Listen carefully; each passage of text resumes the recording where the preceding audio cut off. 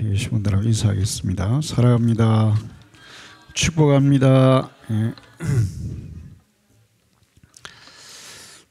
해마다 다니엘 기도회에 참여하고 있는데, 다니엘 기도회에 나와서 말씀을 전하는 분들의 간증을 들어보면 하나님의 특별한 도움을 받는 사람들이 있는 것을 볼 수 있어요. 이번에도 여러분들의 간증을 듣는데 그 임정택 대표라는 분, 향기 내는 사람들, 카페 히스비인이라고 그 카페를 만들어서 운영하시는 대표예요.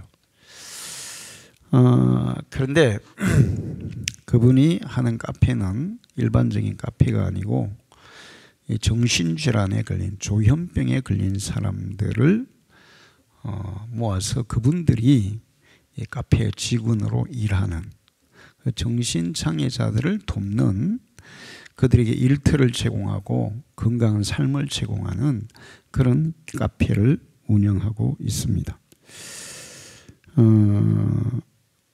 그 사람들을 그렇게 일자리를 줄 뿐만 아니고 또 교육을 하고 새로운 커피를 만드는 기계를 만들어내고, 그러면서 이제 이 지점이 전국적으로 엄청나게 많아지고 전 세계를 향해서 뻗어나가는 것을 볼 수 있었어요.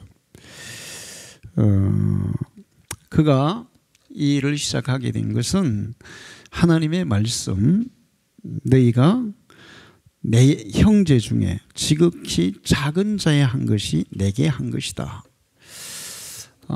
주님을 위해서 뭘 할 수 있을까? 지극히 작은 자, 연약한 자, 힘든 가운데 있는 자들에게 하는 것이 곧 주님께 한 것이라는 그 말씀을 기억하고, 그 지극히 작은 자들을 돕는 게 뭘까?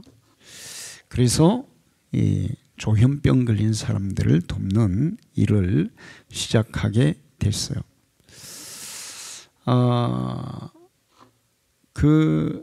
사실 이 대학생 때 그 일을 시작했는데 거의 꿈꿀 수 없는 꿈을 꿨고 불가능한 일을 도전해서 이제 큰 일을 이루어가는 것을 볼 수 있습니다.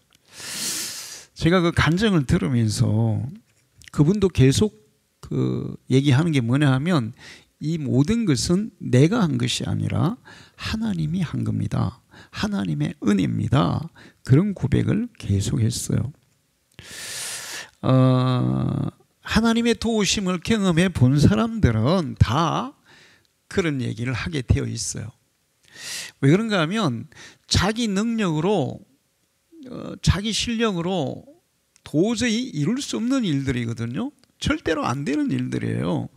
그런데 하나님이 도우시면 그 절대로 안 되는 일들이 되는 것을 경험하기 때문에 이거는 자기가 한 게 아니라 하나님이 했다고 고백할 수밖에 없는 겁니다. 그런데 제가 그 간증을 들으면서, 야, 하나님 진짜 많이 봐준다. 하나님 진짜 많이 도와주신다. 왜 하나님 저 사람 편에서 저렇게 하실까? 그런 생각을 하면서 들었는데 그게 그냥 하루아침에 되는 게 아니더라고요.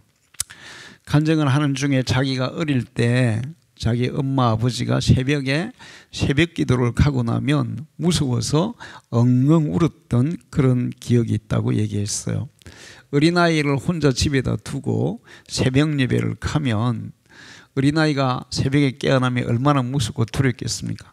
그 얘기 듣는데 제가 옛날에 의성이 생각이 나더라고요. 새벽 기도를 갔어요. 그러니까 저는 이제 전도사니까 더 일찍 갔어요. 지금 생각해 보면 제가 좀 잘못한 것 같은데, 그때 우리 집사람은 정은이를 가져서 배가 남산만 했고, 그러면 이제 집사람이 뒤에 이제 내려오는 거예요. 그때 그렇게 빨리 안 가서 손잡고 내려갔어야 되는데 정말 제가 잘못한 것 같아요. 근데 가고 나면 이제 의성이가 새벽에 깨는 거예요, 혼자. 근데 어느 날 새벽에 새벽 예배하고 있는데 막 쫓아왔더라고요, 교회로. 그 생각이 들었어요. 근데 그 부모님들이 정말 어린아이를 혼자 떼놓고라도 하나님 앞에 새벽 제단을 쉬지 않는 그 기도가 계속해서 심겨져 있는 그리고 그 아버지는 종종 그 차에다가 뭐 물건 같은 걸 싣고 사람들을 찾아가서 이렇게 나눠주는 그런 봉사활동을 많이 했다더라고요. 왜 하나님이 저 사람 편에서 저렇게 많이 도우실까? 바로 그 부모님들이 심어 놓은 게 있기 때문이라는 거예요. 그 부모님들이 기도를 심고 주님을 위한 희생과 헌신을 심고 하나님 앞에 심어 놓은 것들이 정말 많구나. 그래서 그 부모님들이 심어 놓은 것 때문에 하나님이 그를 도와주고 있다는 것입니다. 그리고 또 하나는 하나님이 그를 돕지 않으면 안 되는 거예요. 왜 그런가 하면 그의 삶의 목표는 하나님의 영광에 있는 거예요. 하나님의 일을 하는 데 있는 거예요. 어떻게 하면 하나님이 원하시는 그런 일을 하고 하나님이 원하시는 삶을 살까? 여러분 보세요. 하나님을 위해서 살겠다는데 그런 사람을 안 도와주면 어떻게 해야 되겠어요? 제가 우리 목사님들 그 계시록 공부를 가르칠 때 항상 그런 얘기를 많이 했습니다. 여러분은 뭘 먹고 살까 그런 거 걱정하지 마세요. 응? 우리는 하나님을 위해서 살면 됩니다. 그냥 응? 지금 아무것도 없어도 때로는 먹을 게 없어 굶는다 할지라도 그런 가운데서도 어떻게 하면 하나님이 원하시는 일을 할까? 하나님이 원하시는 대로 살면 돼요. 그러면 하나님이 안 도와줄 수가 없어요. 하나님을 위해서 살기 위해서 굶는데 하나님이 쫄쫄 굶기 있을 수가 없죠. 그러니까 내가 살기 위해서 내가 내 삶을 유지하기 위해서 일단 하나님의 일은 뒤로 하고 내가 사는 일에다가 하면 하나님이 그럼 네가 알아서 해봐라 이렇게 하시지만 내가 설사 굶더라도 하나님을 위해서 온전히 헌신하면 하나님이 안 도와줄 수가 없지. 안 도와주시면 하나님이 아니지. 그러니까 그런 거 걱정하지 말고 자녀도 걱정하지 말고 먹고 사는 거 걱정하지 말고 그냥 어떻게 하면 내가 하나님이 원하시는 삶을 살까만 생각해라. 그러면 내가 내 삶을 걱정하고 내 삶을 위해서 일하고 어떤 방법을 구하고 노력하는 것보다 하나님이 더 확실하게 보장해 주실 거다. 할렐루야. 이 임정택 대표는 목회자가 아니에요. 일반 평신도예요. 그런데 그의 삶을 하나님을 위해서 두다 보니까 그가 이제 그 커피점을 시작하는데 다 얘기를 안 해서 그렇지만 얼마나 힘들고 어려운 가정이 많았겠어요. 저는 그게 그냥 선하더라고요. 야, 정말 힘들었겠다. 정말 어려웠겠다. 아마 포기하고 싶은 순간도 많았을 것입니다. 그러나 그 순간순간마다 하나님이 그를 도우셔서 오늘 그렇게 큰 일을 행하는 그런 역사를 이루신 줄 믿어요. 여러분이 여러분의 삶의 목표를 여러분이 직장 생활을 하든 뭘 하든 삶의 목표를 하나님을 위해서 살아가는 목표를 두고 사시기를 축원합니다. 여러분이 노력해서 얻는 것보다 하나님이 도우셔서 채우시는 것이 훨씬 더 여러분의 삶을 부유하게 만들어요. 할렐루야. 다니엘 기도회 때 간증을 들을 때마다 그런 걸 많이 느껴요. 그 학원을 해서 500억을 기부한 선교사들한테 500억을 기부하고 롯데 그 우리나라 제일 높은 빌딩 100층 펜트하우스에 사는 그 대표 나이도 뭐 그때 간증할 때 정은이 나이 정도 됐어요. 그 정은이 그 신랑 친구라더라고요. 그 사람이. 근데 하나님을 위해서 사니까 그 인생이 하나님을 위해서 막 다 드려. 그러면 그 인생이 가난해지는 게 아니라 도리어 더 부유해지더라고요. 할렐루야. 목표가 분명한 거예요. 그러니까 하나님이 안 도울 수가 없어. 그 다음에 또 하나가 있었는데 그건 뭐냐 하면 힘들고 어렵다고 포기하지 않고 하나님을 믿고 기도하는 거였어요. 할렐루야. 여러분 살다 보면 이게 하나님의 영광을 나타내기 위한 그런 일이고 하나님을 위한 일이라고 해서 그냥 수월하게 편하게 그냥 가는 게 아니에요. 정말 힘든 골짜기를 걸어가야 되고 태산줄령을 만나기도 하고 험한 강을 건너가기도 하고 태풍이 막 몰아치기도 하고 정말 내 인생의 그 항해가 파손될 것 같은 그런 위기의 순간들이 닥치거든요. 근데 그 임정택 대표도 그런 순간들이 많았어요. 코로나 와가지고 직원들 월급 주기도 빠듯한데 직원을 잘라야 되는데 끝까지 안 잘랐다잖아요. 이거는 돈을 벌기 위한 게 아니라 그런 어려움 당한 분들을 돕기 위한 일이기 때문에 그 사람들 월급 다 주고 자기는 월급 제대로 못 받고 자기는 너무 힘들었지만 한 명도 안 자르고 그러면서 그때 여러분 그게 얼마나 힘들었는지 실감이 나는지 모르겠는데 정말 고통스러웠을 거예요. 그런데 그러한 순간에도 하나님을 의지하고 기도하고 포기하지 않았다는 거예요. 믿음은 포기가 없어요. 할렐루야. 예수님이 그랬잖아요. 할 수 있거든. 무슨 말이냐. 믿는 자에게는 능치 못할 일이 없느니라. 불가능이 없어요. 그걸 믿고 그냥 끝까지 포기하지 않고 도전하는 거예요. 그러면 하나님이 도우실 줄 믿습니다. 그리고 또 이요셉 작가라는 분, 나는 이요셉 작가라 그래서 무슨 소설 쓰시는 분인가? 작가? 뭐 하시는 분인가 했는데 사진 작가더라고요. 근데 저는 이제 종종 성경을 읽다가도 그런 경우가 있고 사람들의 간증을 듣다가도 그런 저 개인의 경우에도 그런 경우가 있어요. 참 하나님 재미있으신 분이다. 응? 이 이요셉 작가라는 분이 꿈이 교사였다잖아요. 그래서 교대 시험을 봤는데 마지막 이 눈 검사, 특히 눈 검사 중에 그 생명 검사에서 자기가 생명이라 가지고 시험이 떨어졌다는 거예요. 여러분도 학교 다닐 때 생명 검사 해봤어요? 안 해봤어요? 해마다 해봤잖아요. 이렇게 점 딱 찍어 놓고 숫자 맞추는 거 생명인 사람은 그 숫자를 못 봐요. 구분이 안 되기 때문에. 그래서 생명이라서 시험이 떨어졌다 그러잖아요. 그런데 하나님은 그 사람을 사실 생명이라도 내가 볼 때는 교사는 할 수 있을 거예요. 그렇죠? 미술 교육에는 좀 약할 수 있어. 그러나 교사할 수 있어. 그런데 정말 절대로 생명인 사람은 절대로 안 되는 사진 작가. 사진 작가는 어떤 사람이어야 돼요? 색 구분을 잘 해야 되는 사람이 사진 작가를 할 수 있을 거 아니에요. 그런데 절대로 안 되는 사진 작가를 만들었어요. 하나님의 이 섭리는 정말 우리의 상상을 초월하는 오묘하신 줄로 믿습니다. 제가 그분이 찍은 사진들을 좀 몇 개 보여줬잖아요. 그 사진을 보면서 그래.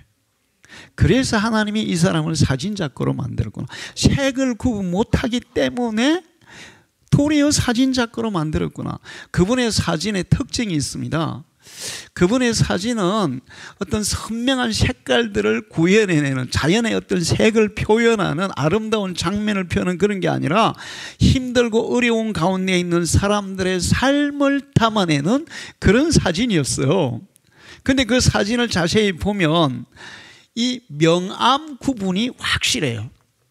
그러니까 뭐 빨주노초 파란보가 아니라 밝고 어두운 것이 확실해요. 근데 그 빛과 어두움의 조화를 통해서 그 힘든 가운데 살아가는 사람들의 삶을 아주 명확하게 표현하고 있다는 거예요. 할렐루야. 이거는 색이 구분 안 되는 사람이 도리어 유리할 수가 있어요. 색이 구분이 안 돼도 흑암은 확실하게 구분이 되거든요.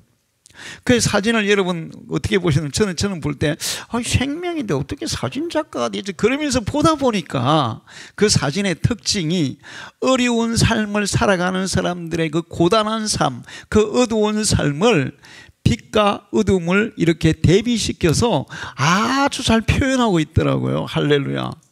하나님의 능력은 오묘하십니다. 그렇게 해서 작가가 돼서 이제 정말 그 아프리카라든지 뭐 아시아라든지 어려운 지역에 사는 사람들을 돕는 그런 일들을 하고 있는데, 역시 이분도 전 세계적으로 일을 하시고 또 대학 교수까지 됐더라고요. 하나님이 돕는 사람이었어요. 할렐루야.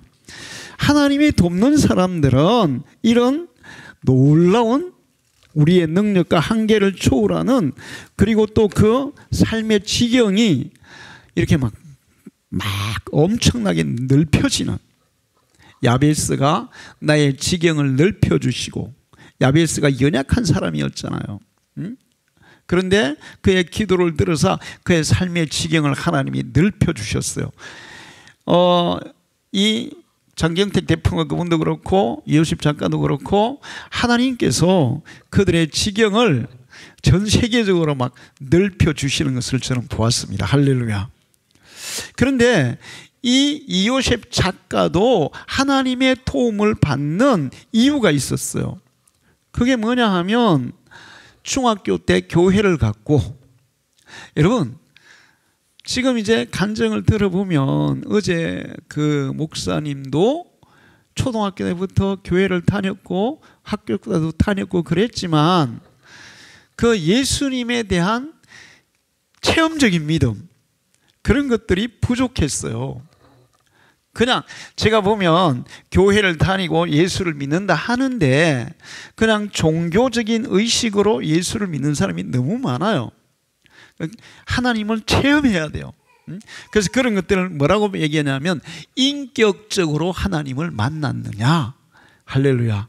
인격적으로 만나야 돼. 그런데 이 요셉 작가는 인격적으로 예수를 만났더라고요. 중학교 때부터. 그래서 그는 누구보다도 예수님을 사랑했다 그러잖아요. 중학교 때부터 교회를 다니는데 그때부터 예수님을 사랑했다 그랬어요. 예수님을 진정으로 사랑하는 사람. 예수님을 사랑하면 내가 어떻게 살까? 무엇을 위해 살까?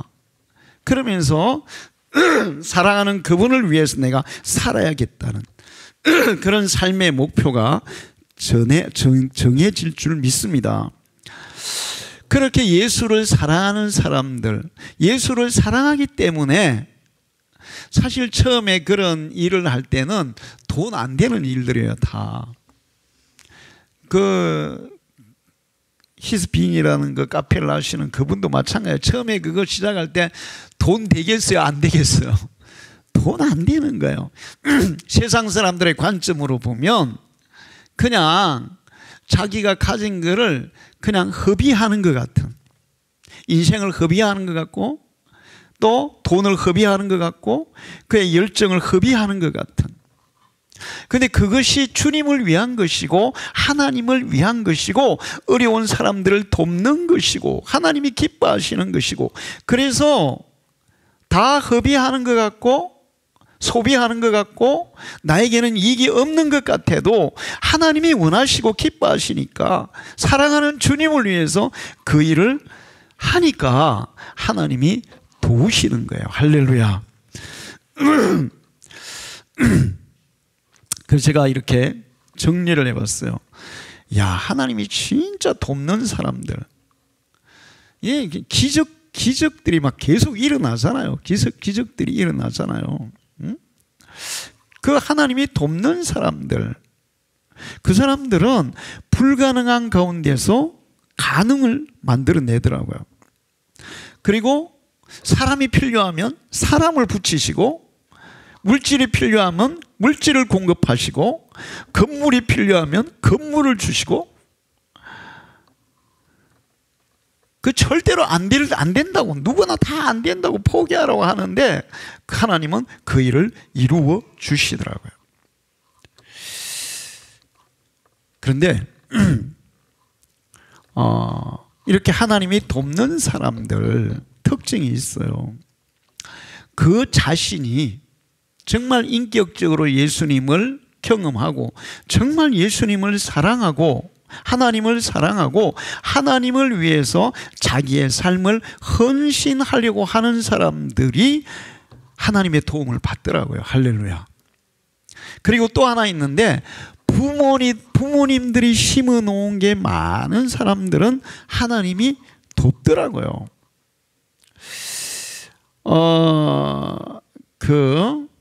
이제 목사님들 중에 요즘 우리나라에서 막 가장 많이 뜨는 목사님들이 누군지 아세요? 이찬수 목사님 많이 뜨잖아요. 엄청 떠요. 의성이도 이제 분당에 이사 가다 보니까 그 교회를 다니는데 제가 이찬수 목사님 설교를 가는 유튜브 이렇게 뭐 보다 보면 탁 올라와 가지고 보는 경우가 있어요. 그래서 제가 들어보면 설교와 우리 이제 목사님들은 다른 목사님 설교를 들을 때 있잖아요. 분석을 합니다. 저 같은 경우는 굉장히 분석적인 사람이기 때문에 이게 설교학적으로 어느 정도 제대로 이게 하는 건지 이런 것들을 분석을 해요. 근데 이찬수 목사님 설교를 들어보면 설교를 썩 잘하는 게 아니야. 솔직히 얘기해서 굉장히 도전적이에요. 그분의 설교는. 그런데도 신자들이 막 구름대같이 몰려들었어. 야, 도대체 이분은 뭐 그렇다고 외모가 잘생긴 것도 아니야. 요즘 목사님들 중에는 막 큰 교회 목사님 키도 크고 외모도 잘생긴 분들도 제법 있어요. 김은호 목사님도 키도 크고 잘생겼잖아요.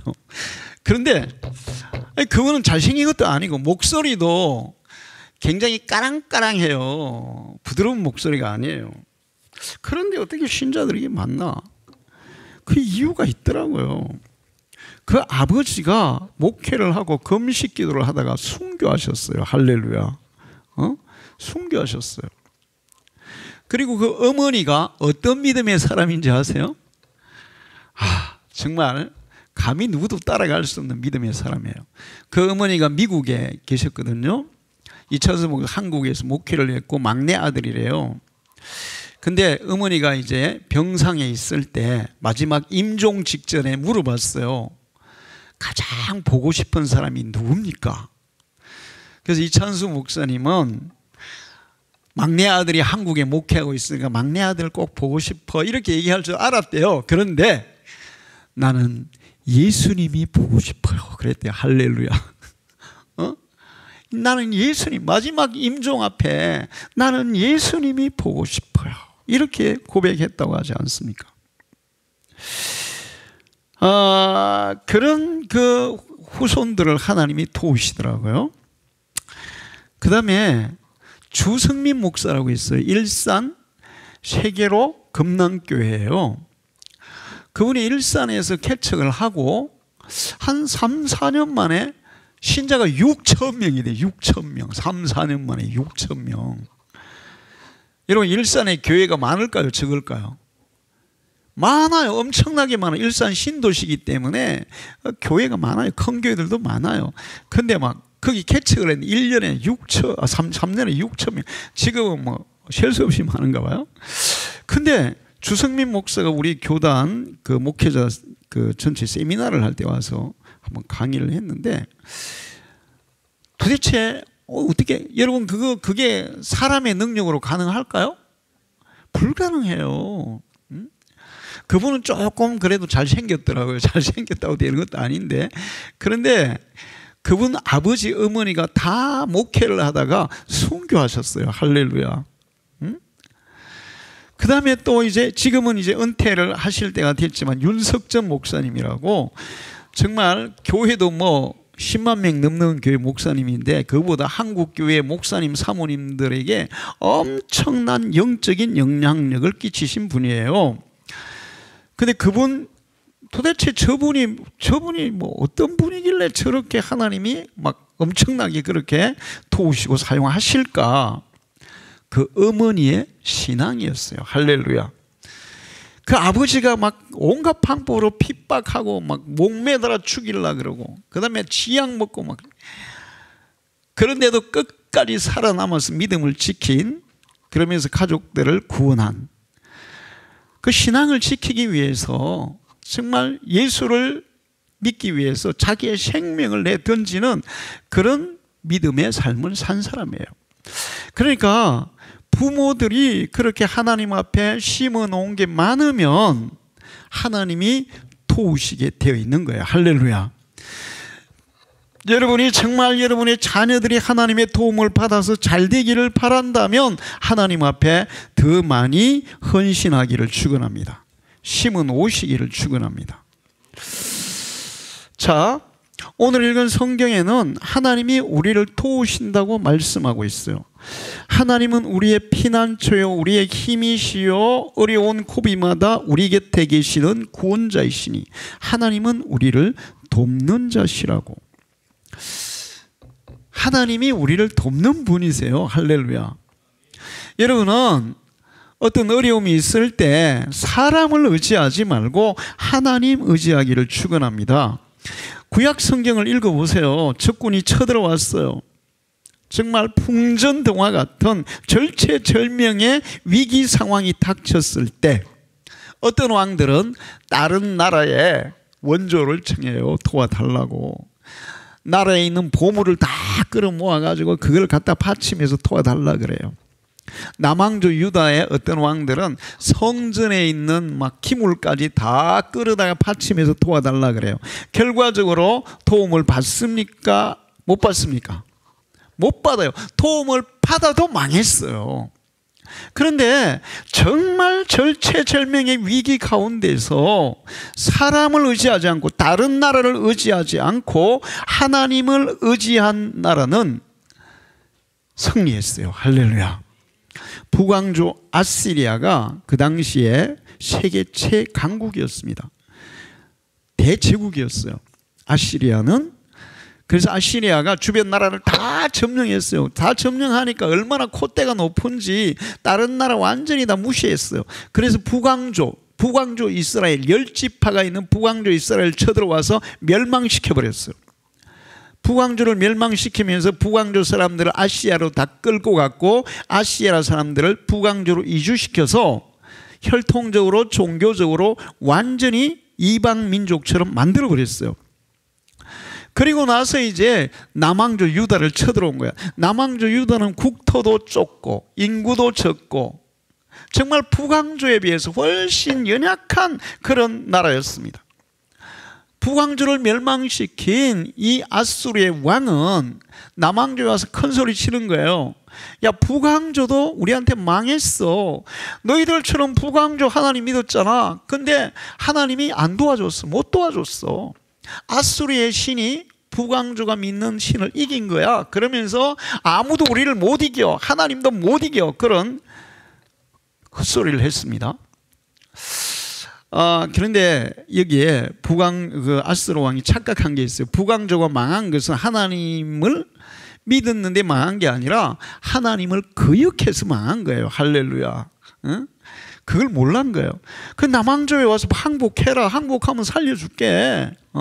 항복 안 하면 너희들은 다 죽어. 하나님도 너희를 건져내지 못해. 이런 헛소리 하면 안 돼요. 응? 하나님은 다 듣고 계십니다. 할렐루야. 항복 문서를 딱 보냈어요. 항복해. 그러면 살려주고 항복 안 하면 너희들은 다 썰어버릴 거야. 근데 히스기야 왕이 그 항복 문서를 받고 누구를 의지합니까? 하나님을 찾아요. 성전에 올라가요. 성전 앞에 항복 문서를 내어놓고 하나님, 아수르 왕이 이렇게 건방진 소리를 하고 있어요. 우리를 도와줄 수 있는 분은 하나님밖에 없습니다. 하나님 도와주십시오. 하나님을 절대적으로 의지했어요. 자, 이사야 37장 14절 15절을 보면 히스기야가 그 사자들의 손에서 글을 받아보고 여호와의 전에 올라가서 그 글을 여호와 앞에 펴놓고 여호와께 기도하여 이르되, 펴놓고 하나님 도와주십시오. 이 천하 만국에서 우리를 도와주실 수 있는 오직 하나님밖에 없습니다. 절대적으로 하나님을 의지했어요. 그랬더니 이사야 37장 36절에 여호와의 사자가 나가서 아스로 진중에서 18만 5천여를 쳤으므로 아침에 일찍 일어나 본 적 시체뿐이더라. 할렐루야. 하나님이 하룻밤 사이에 아스로 대군 18만 5천 명을 시체로 만들어버렸어요. 아스로는 이 전쟁에서 패배합니다. 그리고 왕은 쓸쓸히 본국으로 돌아가서 신하들의 배신에 의해서 모반에 의해서 죽음을 당해요. 그리고 아스루의 국력은 급격히 약해지면서 결국 바벨론에게 멸망을 하고 마는 것을 볼 수 있어요. 하나님은 우리를 도우신다고 했는데 역사 속에 정말 하나님은 도우십니다. 할렐루야. 하나님이 돕는 사람은 그 어떤 어려움이 와도 두려워할 필요가 없다. 여기 보면 2절부터 땅이 흔들리고, 땅이 흔들리는 게 뭐예요? 이에 산이 무너져 바닷속으로 빠져들어도, 땅이 흔들리고 산이 무너져서 막 다 무너져 내려. 그러면 이거는 뭐예요? 진짜 진도 10 이상의 무시무시한 지진이야. 사람들이 이런 데서 버텨낼 수 있을까요? 여러분, 지진이 일어나면 지진의 그 재해로 인해서 막 무너지고 막 그것 때문에 깔려 죽는 사람도 있지만 기절해서 죽는 사람도 많대요. 진도 7 이상의 지진이 일어나면 사람이 까무러친대 그냥. 근데 이렇게 산이 무너져 내리고 막 땅이 막 뒤집어 엎어지는 지진이 일어나 보세요. 아마 다 까무러칠 거예요. 그렇게 큰 무시무시한 지진이 일어나고 그래도 우리는 두려워하지 않으리로다. 할렐루야. 산이 무너져 내려도, 지진이 일어나 땅이 꺼져서 막 사람들 막 모든 건물이 막 빠져 들어가도 우리는 그런 가운데서도 두려워하지 않는다. 왜? 하나님이 우리를 도우시기 때문에. 할렐루야. 물이 소리치며 거품을 내고 그 거센 파도에 산이 요동할지라도, 거대한 파도가 쳐서 막 산이 막 다 패여 내려간다 할지라도 우리는 두려워하지 아니하리로다. 할렐루야. 하나님이 도우시는 사람은 그런 무시무시한 재난 앞에, 사람이 까무러칠 것 같은 그런 재난 앞에서도 두려워하지 않을 수가 있다. 왜? 사망이나 생명이나 천사들의 권세자는 세상의 그 어떤 피조물이라도 우리를 하나님의 보호, 하나님의 사랑에서 끊을 수 없기 때문이다. 할렐루야.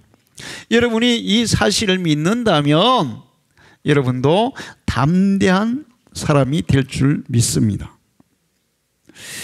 그래서 우리는 하나님의 도움을 경험해 봐야 돼요.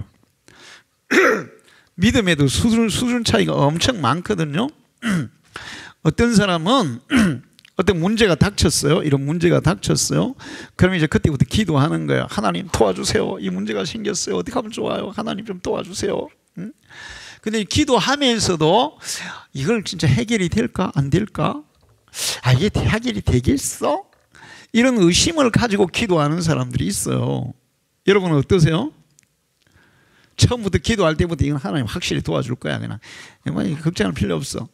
그런 믿음으로 기도합니까? 이 문제가 진짜 심각한데, 야, 이거 진짜 내가 기도한다고 될까? 하나님이 도와주실까? 그런 의심 가운데서 기도합니까? 그 의심 가운데 기도하는 사람 많아요. 근데 기도하다 보면 하나님이 우리의 마음에 확신을 줍니다. 할렐루야. 하나님이 우리에게 응답을 주실 때는 이 문제 자체를 해결하는 그 이전에 기도하는 사람들에게는 그 마음의 확신과 평안을 줘요. 할렐루야. 아무것도 염려하지 말고 모든 일에 기도와 간구로 너희 구할 것을 감사함으로 하나님께 아뢰라. 그리하면 하나님의 평강이 너희 마음을 지키시리라. 할렐루야. 먼저 하나님이 우리의 마음에 확신을 준단 말이에요. 그 믿음이 약한 사람은 처음에 의심하면서 기도해. 그래서 기도하다 보면 이제 확신이 오고, 기도하다 보면 하나님이 응답하셔서 문제가 해결되는 거예요. 할렐루야. 근데 믿음이 큰 사람은 처음부터 그냥 믿어지는 거야. 할렐루야. 처음부터 믿어지는 거예요. 제가 신학교 다닐 때 같은 학년 학생인데 그 친구는 다른 장로교회 신학생이고 저는 이제 성결교회 신학생인데 저는 예수 믿은 지 1년 만에 신학대학 갔잖아요. 아무도 예수 안 믿는 집안에서. 근데 그 친구는 어머니가 권사님이더라고요. 근데 이제 그 당시에 신학생들이 다 가난했어요. 이제 등록을 할 때가 됐는데 그 친구가 나에게 물어봤어요. 등록금 준비했냐고. 준비 안 했는데 어떡하냐고. 등록금 준비 못해가지고 너무 걱정이 많다고. 어떻게 하면 좋을지 모르겠다고. 하나님이 도와주셔야 되는데 너무너무 걱정된다고 그랬어요. 그랬더니 그 친구는 너는 그럼 등록금 준비해내 그랬더니 자기도 준비 안 됐대요. 근데 네 걱정 안 돼? 그죠? 나 걱정 안 돼. 난 뭐 하나님이 다 해주실 거야. 아니 천하태평인데 내가 그 친구니까 기분이 나쁘더라고. 아니 나는 지금 막 안절부절 이거 준비 못 해가지고 어떡하나 막 걱정이 태산인데 그 친구는 너무 천하태평이니까 뭐야 이거. 그런데 이게 믿음 차이였어요. 할렐루야. 그 친구도 주셨고 걱정하는 나도 주셨고 걱정하면서 기도하면 응답하시고 확신을 가지고 기도하면 하나님은 응답하시는 줄로 믿습니다. 근데 우리의 믿음이 커지면 처음부터 걱정이 안 돼. 뭐 하나님이 다 알아서 해주는 분명해. 그러면 평안한 가운데 기도하는 거예요. 근데 그러려면 하나님의 도우심을 경험해 봐야 돼. 할렐루야. 이 하나님의 도우심을 경험이 쌓이면 나중에는 그냥 저절로 믿으려고 하는 게 아니라 저절로 믿어져요. 할렐루야. 여러분의 믿음이 그 수준으로 가기를 축원합니다. 어떠한 상황 가운데서 그냥 믿어지는 거야 그냥. 근데 믿어지려면 이 하나님의 도우심에 대한 경험들이 쌓일 때 믿으시는 거예요. 한 번 경험했다고 믿어지는 게 아니야. 쌓이면 믿어요. 인간관계도 그래요. 우리가 어떤 사람과 정말 신뢰관계를 진짜 서로 믿으면서 살려면 그동안의 신뢰가 쌓여서 저 사람은 확실히 믿을 수가 있어. 지금까지 살아오면서 보니까 저 사람은 절대로 실언하거나 또 약속을 어기거나 또 신의를 저버리는 사람이 아니야. 그 경험이 쌓이면 그렇게 확실한 신뢰가 생기는 거예요. 하나님과 우리와의 관계도 마찬가지인 줄로 믿습니다. 그러려면 여러분이 하나님에 대한 이 도우심의 경험을 많이 가져서 하나님에 대한 신뢰가 굳건해야 돼요. 할렐루야. 이제 그렇게 되면 그 하나님과의 관계가 그렇게 신뢰가 굳건해지면 4절과 5절에 강이 있으니 그 줄기들이 흘러 하나님의 성 곧 지극히 높으신 분의 거룩한 처소를 기쁘게 하는구나. 하나님께서 그 안에 계심으로 성이 요동하지 않을 것이니 하나님께서 새벽에 도우실 것이라. 할렐루야. 자, 그런 사람들 가운데, 그런 사람들의 가정에, 그런 사람들의 삶의 그 현장에 하나님이 함께 하시는 거예요. 할렐루야. 하나님이 그 성중에 거하심에, 하나님이 우리 삶 속에 거하심에 우리는 전혀 요동할 것이 없어. 그리고 거기에 강물이 흐름처럼 우리의 삶에 필요한 것들을 하나님이 끊임없이 그냥 공급해 주시는 거예요. 할렐루야. 이거는 여러분 이제 제가 어릴 때 천수답이 많았어요. 그래서 이제 비가 많이 올 때는 그냥 농사를 짓는데 비가 안 오면 농사를 못 지어요. 특히 못 심을 때. 못 심는 시기를 놓치면 이게 농사 벼를 심을 수 있어요, 없어요? 못 심어요. 그러니까 못 심는 시기에 비가 와야 돼. 근데 보통 보면 그때 비가 잘 안 오거든요. 언제 뭐를 심어요? 6월 달에 뭐를 심잖아요. 그러니까 6월 우리 고향 같은 경우에는 하지 이전에 뭐를 심어야 추수가 가능해요. 서리가 빨리 오거든. 그러면 이제 보통 장마가 언제 옵니까? 하지 그때부터 이제 장마가 시작돼요. 장마가 어떨 때는 뭐 장마가 마른 장마도 있고 비가 안 올 때도 있잖아. 그럼 비가 안 와. 그러면 이제 모두 못 심어. 근데 이제 저희 같은 경우는 집 앞에 논이 있는데 우리는 이제 뭐를 심기는 심어요. 왜 그런가 하면 거기 또랑이 있어. 바로 집 앞에 또랑이 있는데 비가 안 오면 물이 없어. 그럼 어떡하냐? 또랑을 이렇게 파보면 물이 솟아나요. 물이 솟아나면 웅덩이를 파가지고 그거를 갖다가 옛날에 이거 똥바가지 있잖아. 똥바가지를 이렇게 파가지고 올리는 거예요. 계속 뽀또랑으로 이렇게 올리는 거야. 그렇게 해서 뭐를 심고 계속 이제 뭐는 뭐 계속 물을 공급해 줘야 되니까 그렇게 해 주는 거예요. 여러분, 이 농사가 쉽겠어요? 어렵겠어요? 너무너무 어려워요. 근데 하나님이 그 성중에 거하심에 우리의 삶 속에 하나님이 같이 하시니 강이 거기에 흘러갈 것이요. 할렐루야. 그러니까 가뭄이 온다고 해서 걱정할 필요 없는 거예요. 여러분, 경제적인 가뭄이 오고 건강에 가뭄이 오고 삶에 가뭄이 와도 걱정이 없어. 왜 그런가 하면 하나님이 거하시는 곳에는 강물이 흘러 넘치기 때문에 가뭄이 와도 걱정 없어요. 할렐루야. 응? 그리고 마지막에 새벽에 하나님이 도우신다 그랬는데 이거는 꼭 새벽을 말하는 게 아니라 하나님이 만물이 깨어나기 전에 1차적으로 그 사람을 도우신다는 거예요. 할렐루야.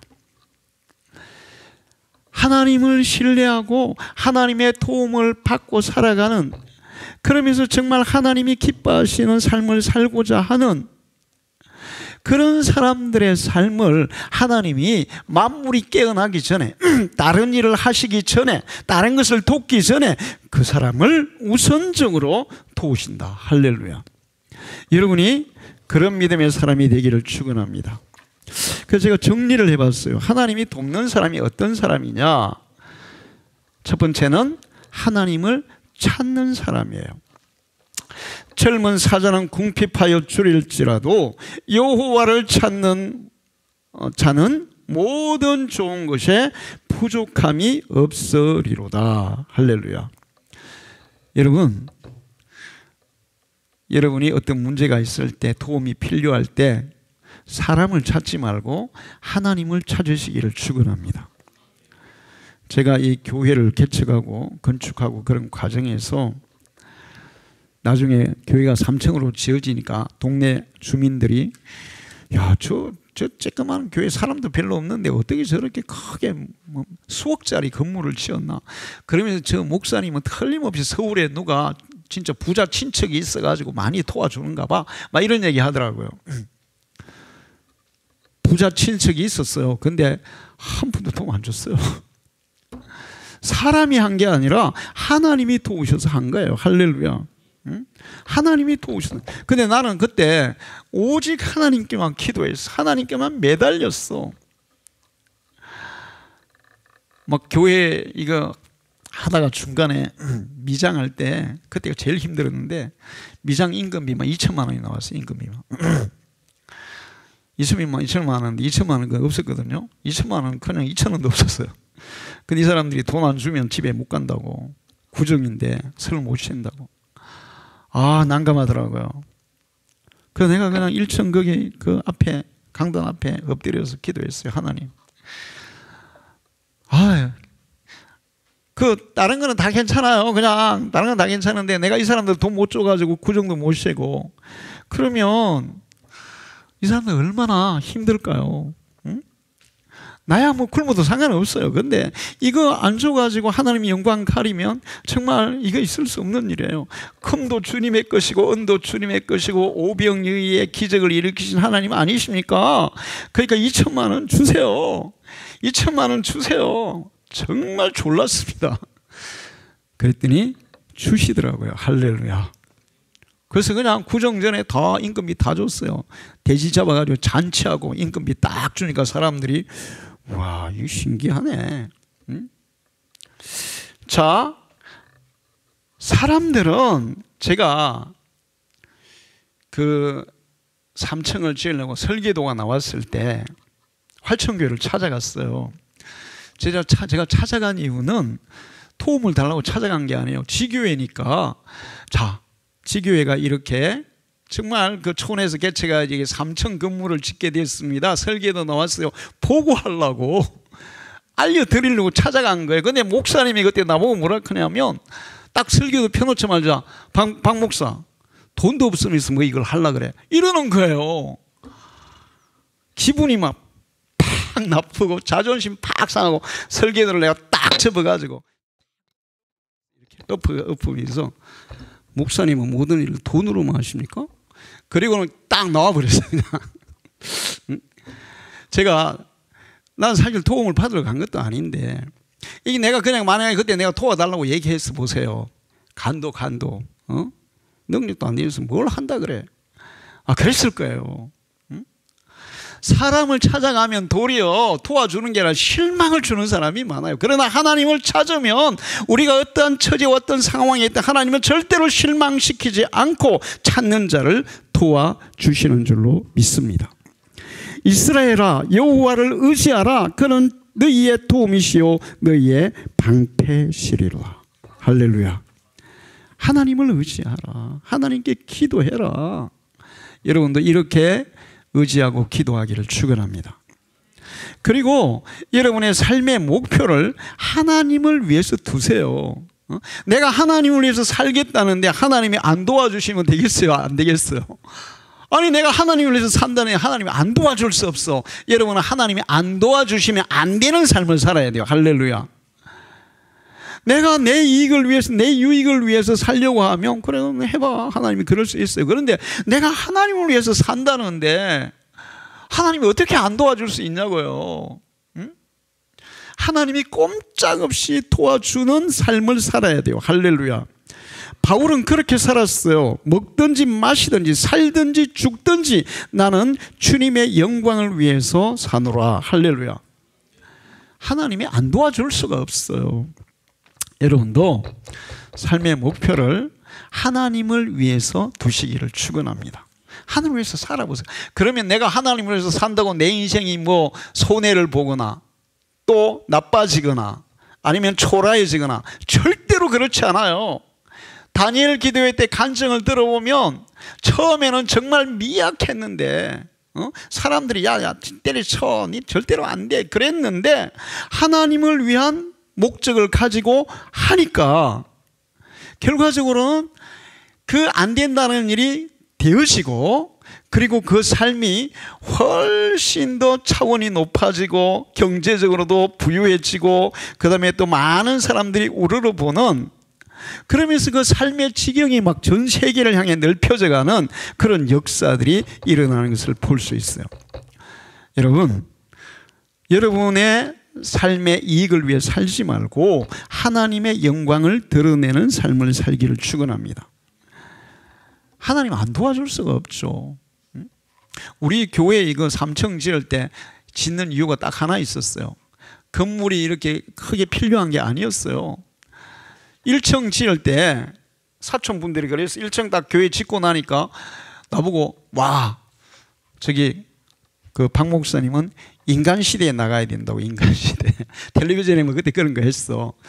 그랬는데 앞에 막 공장 들어서고 막 옆에 공장 들어서고 그러니까 교회가 막 가리가 안 보이니까 이제 교회가 쪼그라드네 이러는 거예요. 아니 교회가 어떻게 쪼그라들 수가 있어. 야 이거는 진짜 자존심이 팍 상하는 거야. 뭐야 교회가 어떻게 쪼그라. 하나님의 교회는 안 쪼그라들어. 그래서 하나님 저 공장보다도 높이 지어가지고 하나님 교회가 절대로 쪼그라들 수 없다는 거, 하나님의 교회는 든든히 선다는 거 보여줘야 돼요. 그래서 한 거예요. 그 결과적으로 목적은 하나님의 영광, 하나님을 드러내는 데 있었어요. 할렐루야. 하나님이 안 도와줄 수가 없죠. 여러분도 하나님의 영광을 위해 살기를 축원합니다. 그리고 많이 심어야 돼요. 심는 대로 거두는 거예요.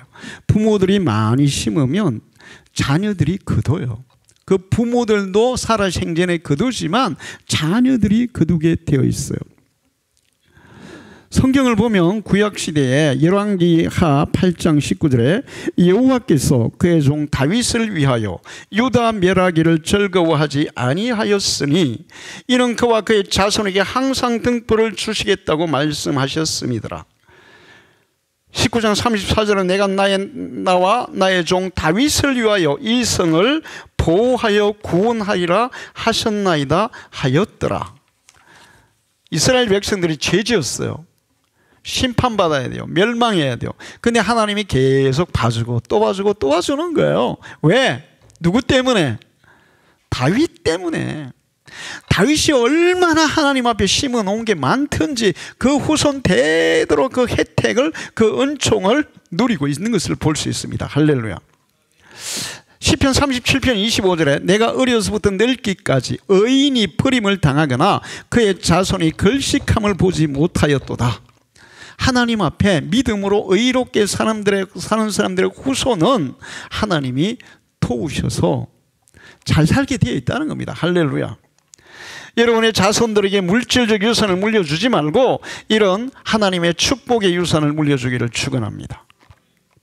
그리고 포기하지 않고, 이제 하나님을 위한 삶에도 어려움이 있어요. 근데 그 모든 어려움을 극복하는 능력은 돈이 아니고 사람이 아니고 믿음이에요. 할렐루야. 포기하지 아니하면 때가 이름에 그두리라. 할렐루야. 주님을 위한 일을 하는데도 어려움이 올 수가 있습니다. 그런 그 어려운 가운데서 포기하지 않고 기도하고 인내하고 이겨내면 하나님이 도우시는 거예요. 그래서 바울은 고린도 15장 58절에 그러므로 내 사랑하는 형제들아 근실하며 흔들리지 말고 항상 주의 일에 더욱 힘쓰는 자들이 되라. 이는 너희 수고가 주 안에서 헛되지 않은 줄을 알미니라. 여러분이 주님을 위해서 하는 모든 수고와 헌신이 헛되지 않은 줄로 믿으시기를 바랍니다. 그리고 포기하지 말고 끝까지 나아가기를 축원합니다. 그러면 하나님이 이루셔서 와, 저 일은 하나님이 하신 거야. 저 사람 보면 하나님이 살아계신 게 분명해. 하나님을 부정할 수가 없어. 다른 거는 모르지만 저 사람의 삶에 나타나는 그 하나님의 손길을 보면 하나님은 살아계셔. 이런 간증을 드러내는 우리 방주교회 성도들 되기를 축원합니다. 하나님의 도움으로 승리하는 삶을 살기를 축원합니다. 기도하겠습니다.